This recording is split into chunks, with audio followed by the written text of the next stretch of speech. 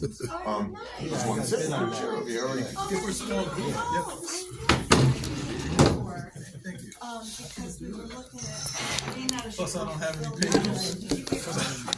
I paid. For the podium. Okay, yeah, my husband did it on my wedding day. I have a suit tie in the back of the car.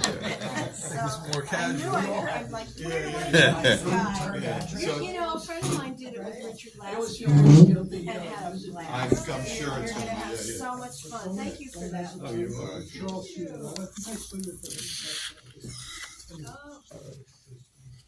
So anyway, thanks everybody for coming. Jonathan, thanks so much for your presentation.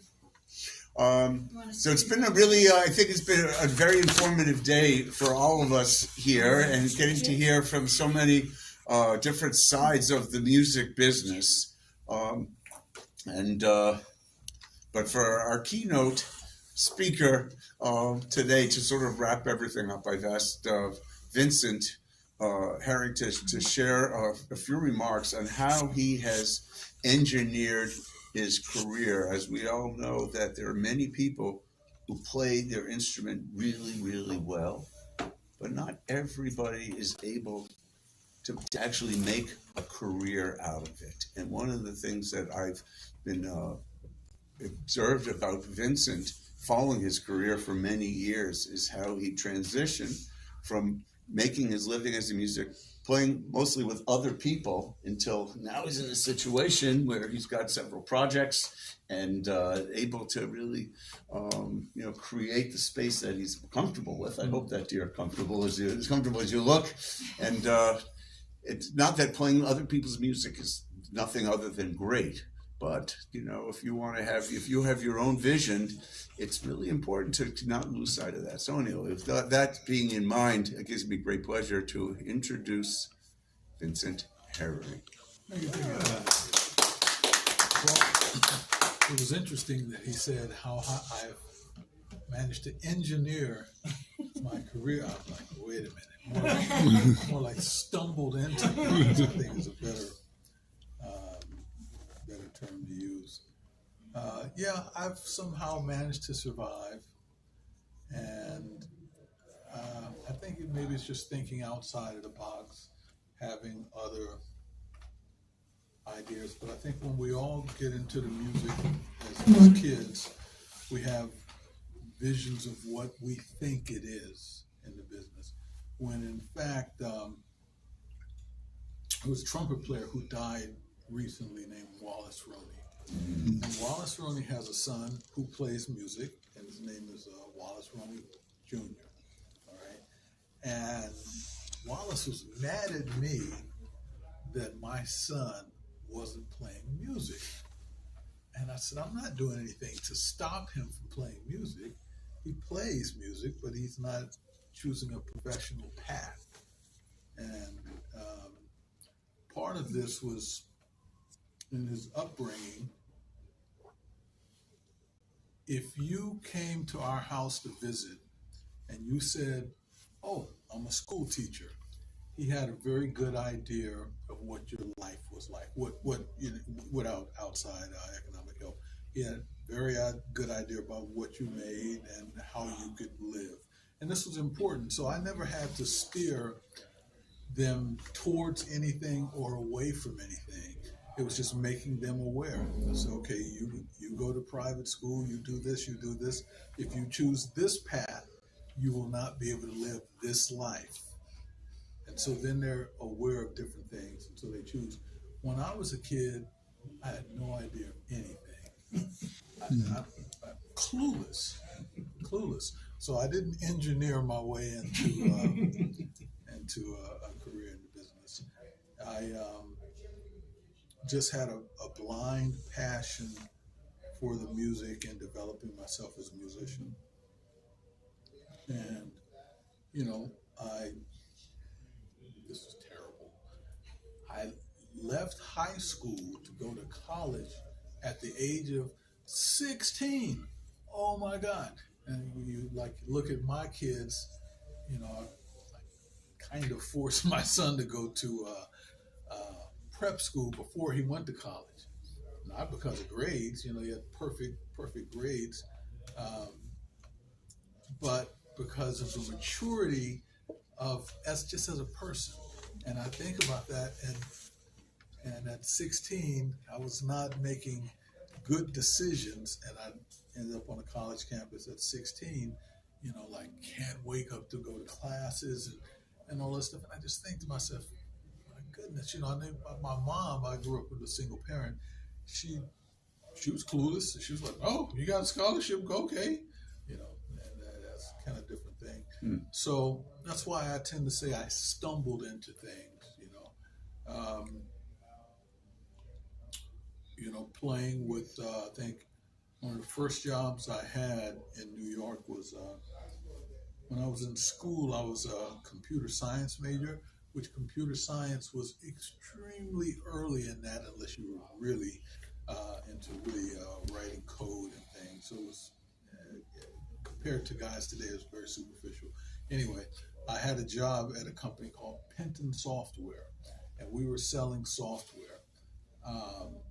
And this is right when the System 34 and 36, the big IBM with the big reels, when they started, the software packages started being available on floppy disk for the small. 5 1/4 inch floppy disk. Exactly. Yeah, I remember Exactly. those. Exactly. So I had a job at this company, and that's what we did. In fact, we sold a thing called the Maintenance Master, which I'm sure would be a small app on a phone today. Kid you not.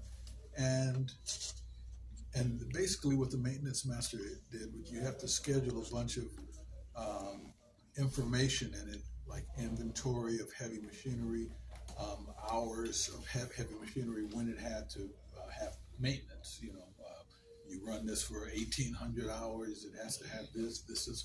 And so basically after you input all of this information, the Maintenance Master would issue work orders. That was a big program. In fact, I kid you not. I know. We It's like the AI of its day. unbelievable. We sold to Duracell in Connecticut somewhere. Yeah. That was a client. So this is big. And the only time I've ever been to Alaska was with Penton Software. Right? So anyway, so I was getting away from playing music, and I would hear these bands playing on the street in New York. And so I'd be there with my little suit and tie, my little briefcase, and I listened to these bands, and I thought, I couldn't believe how good they were. And sure enough, I would sit in with them, and and I started playing with them. So when I got laid off of this job, I thought, great, I'll get unemployment and I'll play with these guys on the street. So I did that for a while. So that no engineering there, no plotting or planning. It just kind of happened. I did that, and then somebody asked me if I was interested in working with Buddy Rich. I was like, I guess. And then he said, "Do you have a credit card?" I was like, "Why do I need a credit card?" He said, "Because if he gets mad at the lead trumpet player, he's liable to fire the second alto player." I thought, this is terrible. That's not a job I want. And then maybe a week later, somebody asked me if I was interested in auditioning for Lionel Hampton's big band. And I was like, okay, stumbled into that. And so then that was the first band that I did, like traveling around and stuff like that. First trip to Europe was with Lionel Hampton's band. And okay, so this is hilarious. I lived at the time on Broadway in 86. There's a building there called Bretton Hall, which a lot of musicians lived in the building at the time, including Warren Marsh. And that's where he lived also, which I never met him, but somebody told me that he lived there. And so I lived there in this particular building, and made this audition, got the job with Lionel Hampton, and I'm traveling all over the place. Now let me tell you what that travel was. Reminds me of a quote years later that Phil Woods had in Downbeat magazine. He said, if all of these little kids want to be musicians, put them on a bus and let them drive around 12 hours a day and see how many want to be a musician at the end of the month.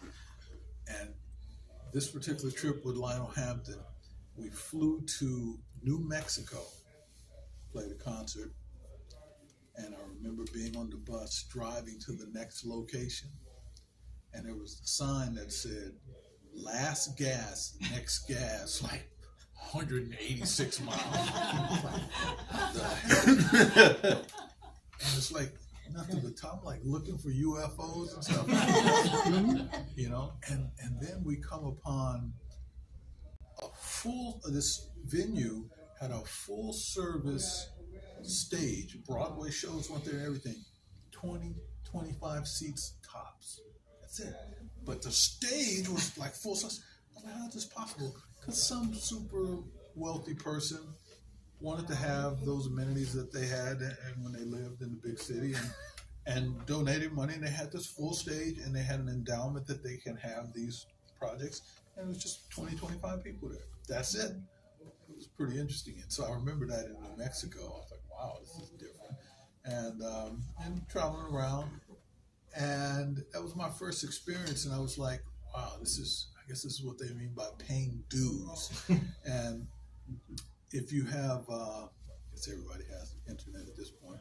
If you remember, do a Google search for Lionel Hampton and Vincent Herring, Newport Jazz Festival, and you'll see me there in the 80s, like 1983, 84 maybe, and I'm playing with the band, and that was when I used to work with the band. In fact, I was leaving the band at that time. I think it might be later because I had left the band and I was coming in the sub once in a while. But those first experiences, you know, gave me a little dose of reality. With Lionel Hampton, we would have shared rooms on stage, except when we went to Europe, which was another thing. So we pull into these fairly cheap hotels like those Motel 6, things like this, and then we'd like, you know, I'm not sleeping with you, and it's only a king bed. All right, I'm gonna take the mattress on the bed. You take the box spring. Okay. That kind of thing. We did that, you know. So didn't think anything of it, you know. But this was the experience that was going on, and the reason I mentioned Bretton Hall and where I lived that ties into this also. So we're doing this, and this is like the kind of jobs that we're doing, and I had no idea this was like the norm, right? I played at the White House when Ronald Reagan was president, and it was a Christmas party, and I was playing in the middle of the saxophone section, and he's standing right in front of the band talking to Lionel Hampton. I thought, oh, I could actually reach out and punch him. You should. But, you know, and for that job, you know, which is funny, because my grandmother at the time, she said, oh, my grandson's living on Broadway in New York City and working at the White House. I thought to myself, And so for that job at the White House, I made $85. Trickle down.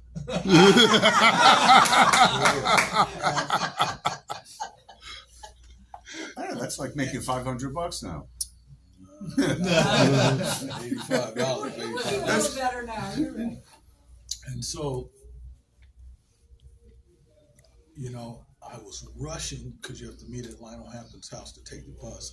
And I had some old raggedy car, and I was rushing to get there, and I still hadn't figured out there is no parking in New York City. And I'm driving around looking for parking, and I had to put the car in a lot. And even back in the 80s, still must have cost me $20, $25. Yeah. So I actually made less than $85, Yeah. right? Okay, now when we take the bus down to the White House,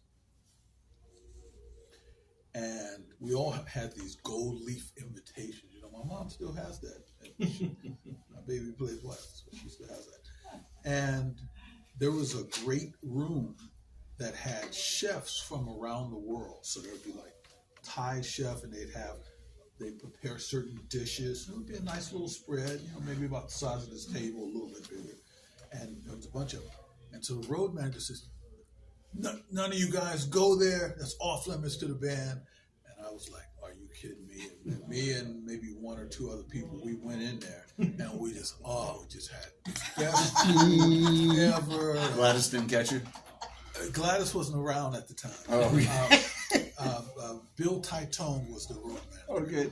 And we went and took our time, went to all the stations, ate all we could. And when we went into where the Christmas party was, they were like, hey, man, you weren't supposed to do that. I said, yeah, well, whatever. And so we had a feast, of course. And then we played this Christmas party for Ronald Reagan. And Lionel Hampton was a big donor and supporter of the GOP. And years later,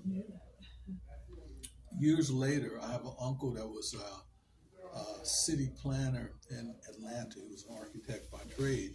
And he says to me, hey, you know that guy Lionel Hampton used to work with? I was like, yeah. He said, man, he owns so much land in Atlanta.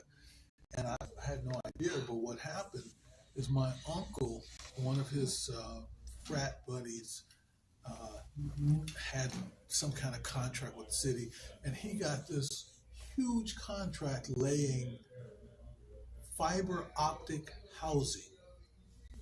Fiber optic removed. It's basically PVC pipe, and he got the contract to do it, made insane amount of money doing that.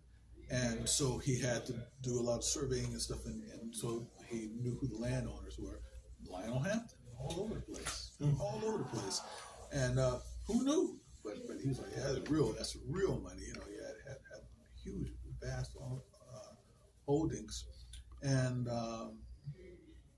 so we would do fundraisers. I can remember doing a fundraiser for something Rockefeller. I don't even remember. I wasn't even aware of things. I was like, oh, that's that Rockefeller. He's like rich. I had no idea. But we would play these GOP fundraisers all the time, and just So now it'd be interesting to see that whole thing go down. But this is what it was at the time.